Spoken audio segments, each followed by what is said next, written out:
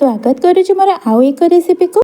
आज मुझे नहीं आसी मंजार प्रस्तुत एक सुंदर रेसिपी मंजा राई। प्रॉपर वे रे काटिबाठू आरंभ कर बनैबा पर्यंत मु पूरा डिटेल्स कहबी। सो आशा करुच्ची आपण मैंने वीडियोटी को शेष पर्यंत देखिए। तेबे चलते स्टार्ट करवा। आपण मैंने देखिपे मुझे 700 ग्राम पाखापाखि हम गोटे मंजा नहीं ऊपर लेयर रे गोटे चोपा थाए जोटा कि मुझे छड़े देती। सो मुझे काटिबा आरंभ कर मंजाटा बहुत कसी अच्छे। मंजा काटिबा समय सबुठ गुरुत्वपूर्ण थाए तार चुट्टी को बाहर करवा। देखिपे मु जो भाव में काटी सारा तार प्रत्येक क्षेत्र चुट्टी को बाहर कर नौ। ध्यान रखिए मंजार ये चुट्टी सब काढ़ा निहाती आवश्यक, नहले राई कषाଳିଆ लगे।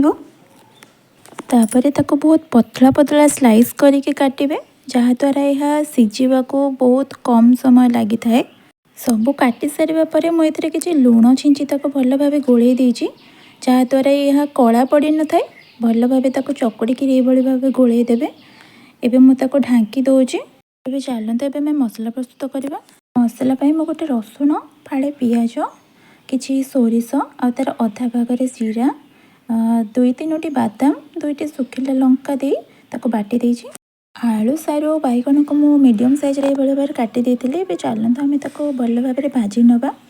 से लुण आ हलदी पकईकि आउ कि लंका गुंड पकईकि किसी समय भाजी सारा पर मुझे ढांकी देछि। परिवार पानी मरवा भितर चलते एबे आम मंजा सबको चिपुड़ी अलग रखीदे।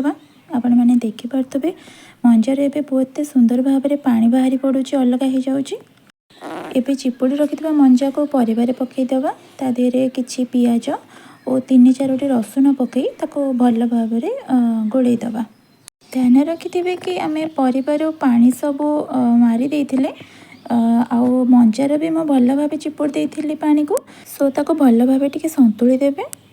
परिबा भल कि संतुली सारिबा पर मु आधेरे फाड़े बिलाती को काटी पकई भल भाव में आउ थरे गोले देछि। सब किछि भल कि संतुली सारिबा पर आमे ता देहरे मसला देदबा। ध्यान रखिबे सब बेले मसला को एपरि गड़ाई गड़ाई देबे, जहाँद्वारा सोरिषर चोपा रही जाए एवं तरकारी बहुत टेस्टी लगी थाए। एबे ताके भल भाव गोलाई दे किछि समय फुटवाई छाड़देवे। एबे मते आधर 2टा आंबुल पकई देछि, आपण चाहिले तेंतुली पकई परिबे। एबे ताको भल भाव सिझिबा पर्यंत ढांकी देबे।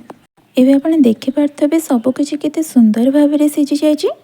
एबे आको एक अलग पात्र रे काढी याको बघारिबा पई प्रस्तुति करिबा। बघारिबा पई म एठी सोरिष तेल व्यवहार करछि। सेतेरे किछि लंका, किछि पंचफुटण, पियाज और किछि रसुण को एपरि भाव में छोट छोट खंड करी काटी ताको भल भाव फ्राई करि नेबे। हल्का कलर चेंज हो आसले से किसी काश्मीर चिल्ली पकई राई सबको ढाली देवे।